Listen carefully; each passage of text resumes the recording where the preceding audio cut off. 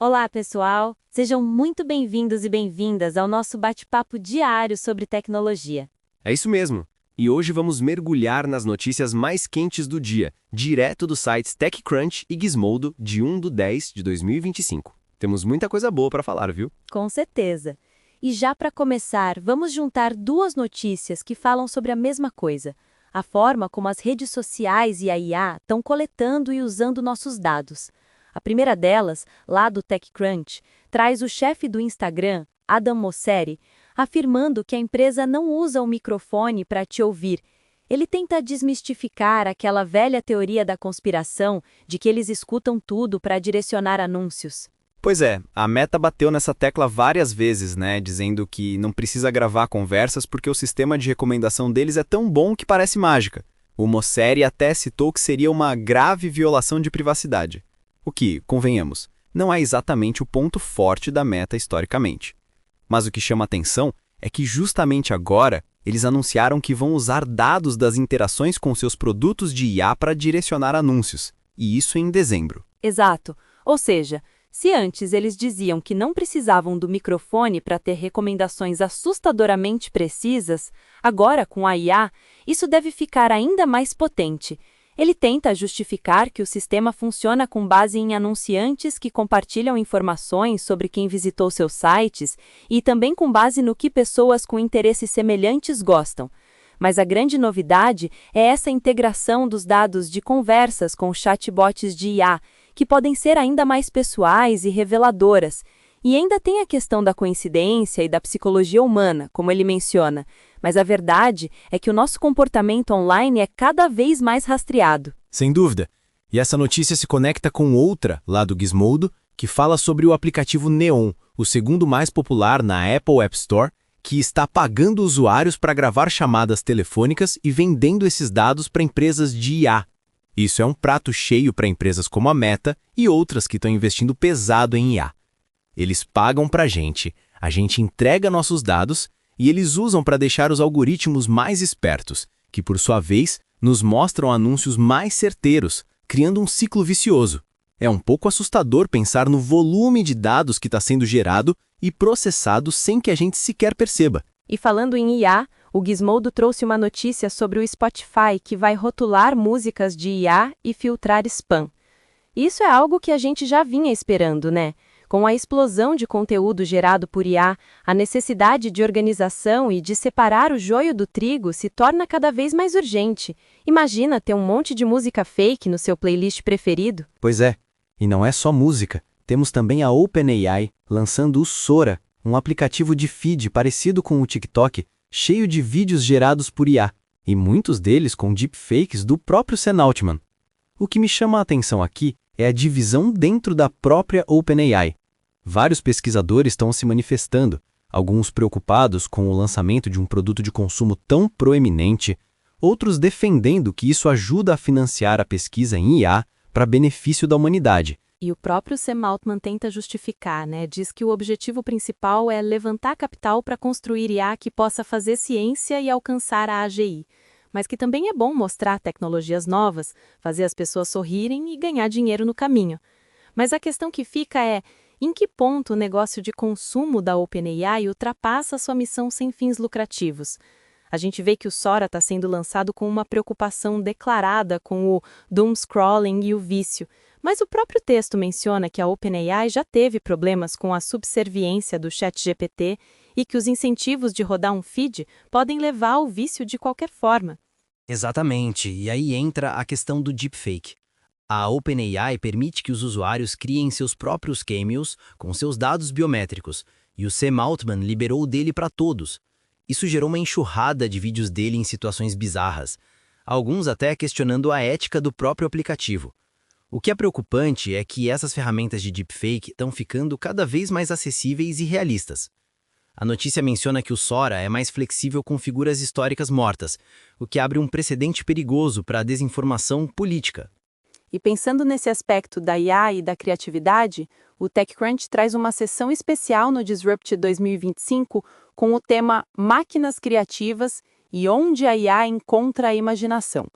Parece que a IA não está só processando dados, mas virando uma co-criadora em narrativas, cinema e mídia. 3 líderes de empresas como 12 Labs, Wonder Dynamics e Pocket Entertainment vão discutir como a IA está misturando o artista e algoritmo, remodelando a criação de histórias e abrindo novas fronteiras criativas. Essa é uma área que está evoluindo numa velocidade impressionante. E junto com isso, temos a atriz gerada por IA, Tilly Norwood, que está gerando um rebuliço em Hollywood. A Emily Blunt já expressou seu medo e a SAG-AFTRA, o Sindicato dos Atores, se manifestou contra, dizendo que ela não é uma atriz, mas um personagem criado com o trabalho de artistas profissionais sem permissão ou remuneração. E a justificativa da criadora é que ela não é uma substituta, mas uma obra de arte que suscita conversas. Mas a preocupação é clara. O uso de performers sintéticos pode ameaçar o sustento dos artistas e desvalorizar a arte humana. A própria SAG-AFTRA e a Writers Guild of America estão buscando proteções contratuais contra a substituição por IA. Falando em regulamentação e IA, a Califórnia deu um passo importante com a nova Lei de Segurança de IA, a ASB 53. Segundo o TechCrunch, essa lei mostra que regulamentação e inovação não precisam entrar em conflito. Ela exige que grandes laboratórios de IA sejam transparentes sobre seus protocolos de segurança para evitar riscos catastróficos como ciberataques ou armas biológicas. E o que é interessante é que Adam Billen, da Encode AI, argumenta que as empresas já fazem muitas dessas coisas, mas a lei garante que elas sigam esses protocolos e impede que cortem caminho sob pressão competitiva. Ele também critica as tentativas de criar moratórias ou leis federais que poderiam substituir leis estaduais mais específicas, o que ele chama de apagar o federalismo para a tecnologia mais importante de nosso tempo. Isso é crucial. E aí a gente pensa em como essa corrida pela IA afeta as empresas. O TechCrunch trouxe a notícia da startup de caminhões autônomos Einride, levantando 100 milhões de dólares. Eles estão investindo em caminhões elétricos e autônomos, e esse financiamento vai ajudar a escalar a tecnologia de frete autônomo. É interessante ver como o setor de transporte autônomo continua recebendo investimentos pesados, apesar dos desafios. E por falar em desafios, a Waymo pode continuar testando seus robotáxis em Nova York até o fim de 2025. Essa extensão da permissão regulatória mostra que eles estão mais perto de lançar um serviço comercial na cidade, mas ainda tem um longo caminho pela frente, com a necessidade de licenças separadas e a ausência de uma estrutura para operação sem motorista de segurança humano. Saindo um pouco do campo dos veículos, temos o mundo financeiro. A Better Tomorrow Ventures fechou um fundo de 140 milhões de dólares, mantendo o otimismo em fintechs. O Shio Mono, cofundador da firma, defende que o mundo das finanças ainda tem uma enorme oportunidade de digitalização, especialmente com a aplicação da IA na contabilidade e em outras áreas. Ele cita que há uma escassez de contadores e que a IA pode automatizar tarefas como subscrição, detecção de fraudes e suporte ao cliente. E é interessante ver como empresas como a Gusto estão consolidando o mercado, com a notícia de que pagaram 600 milhões de dólares para adquirir a Guideline, uma startup de planos de aposentadoria para PMS. A Gusto, inclusive, planeja se desfazer de clientes ligados a rivais. Esse movimento de aquisições e consolidações é forte no setor financeiro. E, por outro lado, temos o Chamath Palihapitiya, que lançou um novo SPAC chamado American Exceptionalism. Mas o curioso é que ele está alertando os investidores de varejo para evitarem as ações, dizendo que esses veículos não são ideais para a maioria dos investidores de varejo. Ele, que já foi conhecido como o SPAC King, parece ter aprendido a dura lição sobre o desempenho desses instrumentos financeiros.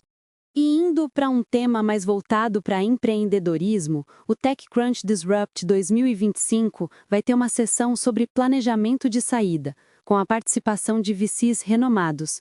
Eles vão discutir o processo de tomada de decisão, os sinais de mercado a serem observados e como preparar a empresa para o sucesso a longo prazo, seja para um IPO ou uma aquisição.